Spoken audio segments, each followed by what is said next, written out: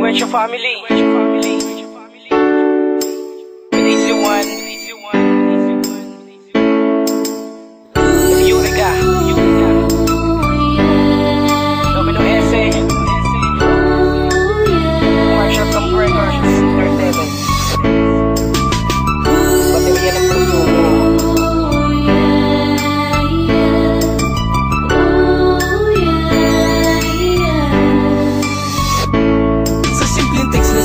Nasa hindi sinasadya na pangyayaring napatabig mo ang puso ko bigla. Nasa hindi inaasahang pangyayaring ito na ang pag-ibig ko sa'yo ay tuloy ang nabuo. Ang kwento habang ako'y nakaupo sa ming tindahan nang may biglang nag-text sa phone nang di inaasahan nang mabasa ko at isat ang sabi pa niya.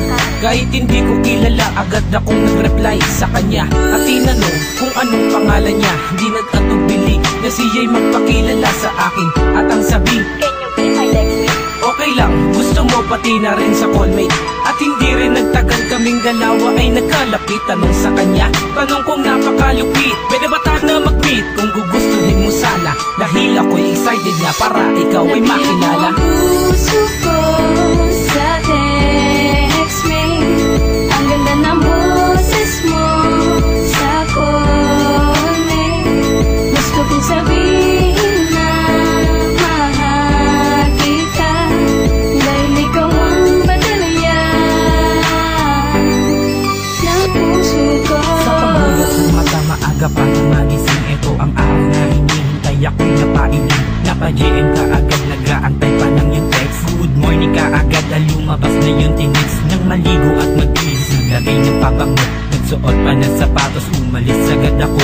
OTW na mi, asang ka na, kamusta na? OTW na rin pag nandun na sa text kita. Sa iyong pag-text, sa iyong pagtawag ay merong nabubuong pag-ibig na sa'yo ako ay totoo. Ang kasiyahan ay gumapang papunta sa aking puso, na-receive ng aking isip at ikaw ang tinuturo. Pagbaba ko sa sinasakyan ko na sasakyan, isang magandang bini-bini ang aking nadatnan. At sabay tanong mo sa akin, ikaw na ba yan? at sabay sagot ko, OMG ako ay tinamaan. Puso ko sa text me, ang ganda ng boses mo sa callmate.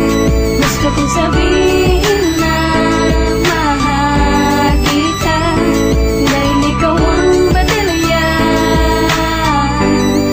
ng puso ko. Ilang araw ang nagdaan, parang hindi mawakasan. Ang laman ng aking puso sa ngayon nadagdagan, na parang baterya ito para sa akin na palaging napupulchar. Sapagkat ikay nandyan ang tinutukoy ko na sweetheart. Dahil sa una pa lamang nalaman, nabasa ko na kaagad. Sa mga pag-text sa pagtawag mo sa akin, ako ay nabihag mo agad-agad. Sa panliligaw ko sa'yo, nahihirapan man sinta. Sa bawat quote sa binibigay mo sa akin ay nandito pa. At habang tumatagal, tayo'y nahulog sa bawat isa. Kaya ako ay nabigla at dahil sinagot mo na. Abot sa langit ang ngiti, walang bahid ng pigati. Hindi ako naging sawi, kaya ulit agad ngiti. Kahit pa ulit-ulit man ang sinasabi ko sa'yo, ikaw diba ang naglagay ng lakas sa puso ko. Dahil ako sa'yo sinta ay lagi lamang nakaandi, sapagkat sa puso ko ikaw lamang nananatili. Pinag mo ang puso ko